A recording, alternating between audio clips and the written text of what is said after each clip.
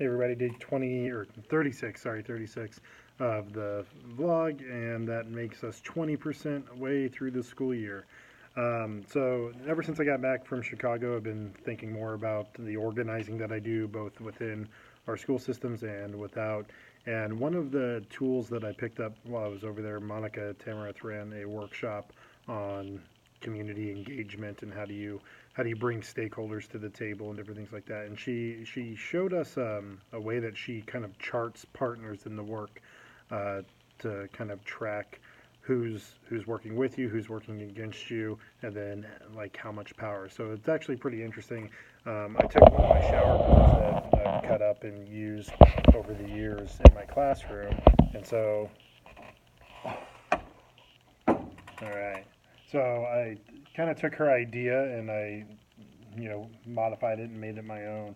But basically, the idea is that you have a power scale, and this is, how effective in the position that people are in. How much power do they have to actually bring about a change in decision? So, for example, for ethnic studies, if you wanted to implement truly decolonized curriculum, ethnic studies program in your school, who has the power to make those decisions, right? So, like the decisive decision-making power is going to be your school board. It's going to be your superintendent. Those type of people. And so, where are they going to be on the power scale? It's going to be up here. So I said she had these categories, and I kind of just copied those verbatim. So decisive decision-making power. 8 is like an active participant in decision-making power. So this could be your curriculum developers for social studies, your director of curriculum, even if a teacher has a lot of influence and power over the curriculum and has served as a curriculum developer, then maybe they're in that. 6 is ability to influence. I would say this is where kind of I'm at. I have the ability to influence curriculum and to be able to suggest changes because of my privilege as a white male in this district. I think it's somewhere between a 6 to 7 in that area, but I don't actually get to make the decision, so I'm not up there. Take into account, really, this is like your parents and your students and their voices, right? Those are all taken into account, but they don't actually make the decision. It could be ability to influence if they have a powerful enough voice. So you really got to kind of look at the nuance of that. And then finally, minimal.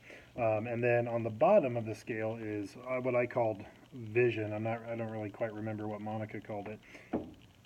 But this is like how much they're in line with the vision that you want to do. So if I want to create a truly colonized curriculum, what are the different levels? So I came up with these titles at the bottom, and as I was thinking about like what Monica talked to us about as we organized, and so 2 is an oppressive, right? Like this is, if you're going to put them here in this one, then that means that they are fighting against you.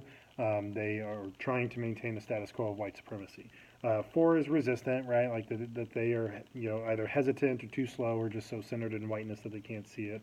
6 is a supporter of the work, but they're not actually doing anything. This is kind of like your verbal support. They'll mention that they do it. They'll agree with you if you say it, but they're not really going to go for it.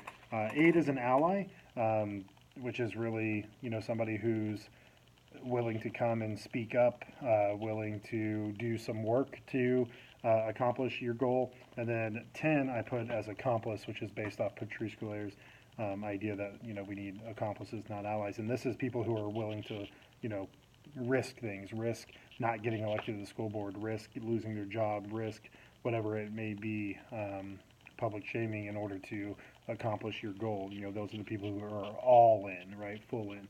So you end up putting people on how much power they have and how much. The goal, of course, is to get the people at the top that are active participants in decision making power to be allies or accomplices to get the work done. But the more, you can outweigh it. If you have a lot of allies and accomplices that have the ability to influence, that can push these people in power to where you need to be. So I think it's an effective tool. I appreciate Monica for sharing it.